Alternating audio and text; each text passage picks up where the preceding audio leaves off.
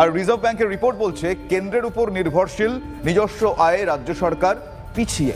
क्या law and order जब नहीं ठीक है कोई इन्वेस्टमेंट লাইক অরাজনৈতিক সংস্থা আমরা রাজনীতিতে অংশ নিই না। আমাদের হৃদয় এবং ইতিহাসে পশ্চিমবঙ্গের এক বিশেষ স্থান রয়েছে, উন্নয়নের সম্ভাবনা রয়েছে। এভাবেই আমরা পশ্চিমবঙ্গকে সব সময় দেখব।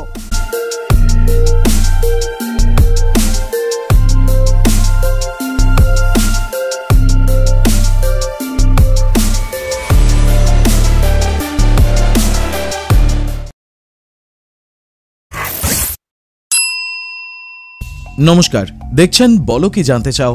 আমি সায়ন আপনাদের সঙ্গে। আজকের খবরটি অবিশ্বাস্য হলেও সেটাই সত্যি। এমনটা আমি দাবি করছি না, কেন্দ্রীয় সংস্থা এবং একই সাথে বেশ কিছু সংবাদ মাধ্যম দাবি করছে। বছরের প্রথম 2 মাসেই 18,000 কোটি টাকারও বেশি বিনিয়োগ হয়েছে পশ্চিমবঙ্গের বুকে। 2024-এ কেন্দ্রীয় সংস্থা দ্বারা প্রকাশিত তথ্য এমনটাই বলছে। তবে 2024-এ কিন্তু বিশ্ববঙ্গ বাণিজ্য সম্মেলন হচ্ছে না। সম্ভবত প্রস্তুতির সময় না থাকার কারণেই এই সিদ্ধান্ত বলে মনে করা হচ্ছে। তাহলে কি এবছর রাজ্যে বাণিজ্য আসছে না? কেন্দ্রীয় বাণিজ্য মন্ত্রক যে তথ্য পেশ করেছে তাতে রয়েছে একেবারে চমকে দেওয়া তথ্য। সংবাদ মাধ্যম বর্তমান এবং হিন্দুস্তান টাইমসে প্রকাশিত তথ্য বলছে, চলতি বছর অর্থাৎ 2024-এর জানুয়ারি ও ফেব্রুয়ারি মাসে বাংলায় যে বিনিয়োগ এসেছে তা গত 10 থেকে 12 বছরের একেবারে রেকর্ড ভেঙে দিয়েছে। বিগত 10 থেকে 12 বছরে গোটা 12 মাস জুড়ে, মানে একটা বছরের প্রত্যেকটা মাস জুড়ে যে পরিমাণ বিনিয়োগ এসেছিল তাকে ছাপিয়ে গেছে এবারের বিনিয়োগ। পরিসংখ্যান বলছে ওই 2 মাসে বিনিয়োগের পরিমাণ 18,530 কোটি টাকা। এই বিনিয়োগগুলি যে শুধু ছোট ছোট সংস্থার হাত ধরে বাংলার বুকে এসছে তা কিন্তু নয়, এগুলো এসছে বড় সংস্থার হাত ধরে।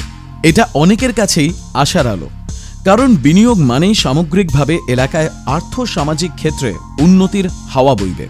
বিনিয়োগ যত বাড়বে তত কর্মসংস্থানের সুযোগ বাড়বে।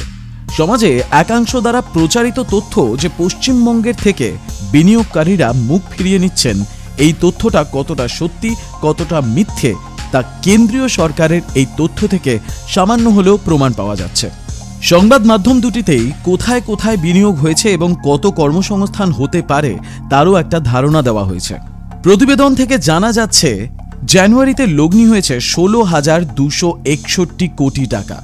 এই প্রস্তাবিত শিল্পগুলিতে 4,891 জনের কর্মসংস্থান হতে পারে।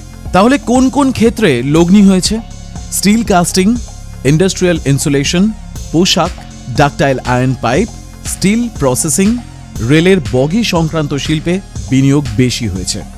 এদিকে যদি আগের বছর অর্থাৎ 2023-এর জানুয়ারি ও ফেব্রুয়ারি মাসে বাংলায় লগ্নির অঙ্ক হিসেব করা যায় তাহলে তা ছিল 1,225 কোটি টাকা। আর চলতি বছরে দেখা গেল প্রথম 2 মাসেই লগ্নির অঙ্ক হয়েছে 18,000 কোটি টাকারও বেশি। তাও আবার ক্ষুদ্র শিল্পে নয়, তাও আবার হয়েছে বড় শিল্পে। এই বড় শিল্পের পাশাপাশি যদি ক্ষুদ্র শিল্পকেও যুক্ত করা হয় তবে এই বিনিয়োগের পরিমাণ আরও বাড়বে। তার জেরে বাংলায় কর্মসংস্থানের সুযোগ কিন্তু আরও বাড়বে। বাংলায় এই বিনিয়োগ প্রসঙ্গে কি বলছে শিল্পমহল? Merchants chamber of commerce and ইন্ডাস্ট্রির deputy director general Subhashis Roy বলছেন, লগ্নি কখনো রাতারাতি আসে না, তার জন্য জমি তৈরি করা দরকার। যে প্রশাসনের ভাবমূর্তি যত ভালো, শিল্পায়নের নীতি যত আকর্ষণীয়, লগ্নির গা থেকে লাল ফিতের ফাঁস আলগা করার তৎপরতা যত বেশি, বিনিয়োগও সেখানে তত বেশি। এই জায়গায় একটু আটকে বলতে হয়, রাজ্য সরকার যদি একটু অটোমোবাইল সেক্টরের দিকে নজর দেয় এবং সেই দিকে বিনিয়োগ টানার জন্য আকর্ষণীয় স্কিম নিয়ে আসে তাহলে হয়তো আমাদের ভবিষ্যৎ আরও উজ্জ্বল হতে পারে। বইকি ইনফ্রাস্ট্রাকচারেও কিন্তু আরও বেশি মন দেওয়া উচিত। রাস্তা তৈরি হচ্ছে, হাইওয়ে তৈরি হচ্ছে, ভালো কথা, কিন্তু সেই হাইওয়েগুলোর আয়তন এবং আকার আরও চওড়া করতে হবে এবং সেটাকে বিশ্বমানের করতে হবে। কারণ বড় বড় পণ্যবাহী গাড়ি যখন সেই রাস্তা দিয়ে যাবে, সেই রাস্তা যেন দুদিনেই খারাপ না হয়ে যায় সেদিকেও তো নজর রাখতে হবে। এবং একই সাথে বড় বড় মালবাহী গাড়ির সাথে সাথে যদি অন্যান্য ছোট গাড়ির যাতায়াতের জায়গা থাকে তাহলে ডেলিগেটসরা আরও বেশি মুভ করবে। আর অন্যদিকে তাজপুর বন্দর যদি কেউ বানাতে না চায় তাহলে রাজ্য সরকারের নিজের থেকেই তৎপর হয়ে সেই ইনফ্রাস্ট্রাকচারের উপর কাজ করা উচিত এবং তাতে এমন স্কিম আনা উচিত যাতে অন্য জায়গায় না গিয়ে সেই সমস্ত পণ্যবাহী বড় বড় জাহাজ সেই বন্দরেই আসে। একটু ভাবলে আমাদের রাজ্য যেমন উপায় বার করতে পারে, সেক্ষেত্রে এখানেও কিন্তু একটু ভাবলেই নতুন উপায় আসতে পারে বইকি। কাজে ইনফ্রাস্ট্রাকচারের দিকেও কিন্তু নজর একইভাবে দেওয়া উচিত। এটুকুনি সামান্য বিষয় আমি আদার ব্যাপারী হয়ে বুঝতে পারলে রাজ্য সরকারের বুঝতে এত সময় লাগে কেন, সেটাই একটা আশ্চর্যের প্রশ্ন।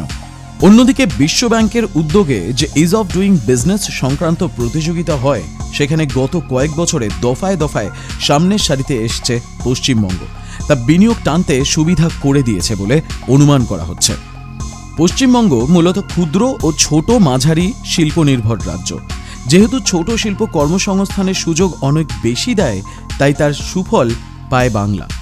গত অর্থবর্ষে এ রাজ্যে ছোট শিল্পের ঋণের অঙ্ক দাঁড়িয়েছে 1,45,000 কোটি টাকার মতন। অর্থাৎ শুধু ব্যাংক থেকে ঋণ নিয়ে নতুন শিল্প হয়েছে বা ব্যবসার সম্প্রসারণ হয়েছে। সব মিলিয়ে দেখতে গেলে বিনিয়োগের সামগ্রিক চিত্র আরও বড়, এমনটাই বলছেন বা মনে করছেন বিশেষজ্ঞরা। এবার আপনি ভাবুন, কারণ আপনাকে ভাবতে হবে বাণিজ্য এবং শিল্প একটা রাজ্যের জন্য কতটা গুরুত্বপূর্ণ। সে জায়গায় আপনার ভূমিকা কি, আপনি কি করতে চান। সারাদিন রাজ্যটার কিচ্ছু হবে না বলে গেলে আপনারও যে কিচ্ছু হবে না, এই বিষয়টা আপনারও মাথায় ঢোকাতে হবে। Self development is the only solution. নিজের জন্য ভাবুন, নিজেকে নিয়ে ভাবুন এবং নিজেকে সক্ষম করার চেষ্টা করুন। আপনাকে কেউ হাতে ধরে খাইয়ে দেবে না।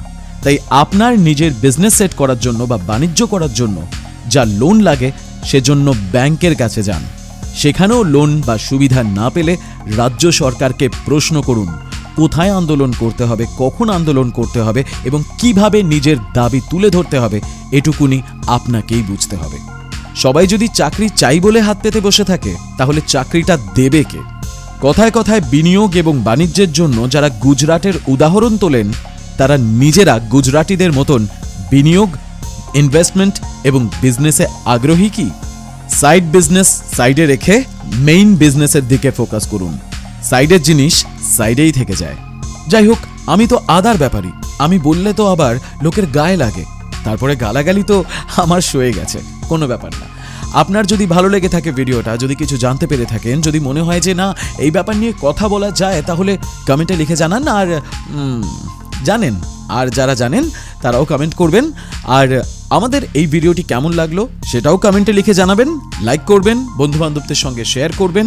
আমাদের চ্যানেলটি সাবস্ক্রাইব করতে ভুলবেন না। বেল আইকন প্রেস করে অল বাটনটা প্রেস করবেন, যাতে পরের ভিডিও আপলোড হলে আপনার কাছে খবর চায়। আজকের মতন এ পর্যন্তই, আবার দেখা হবে।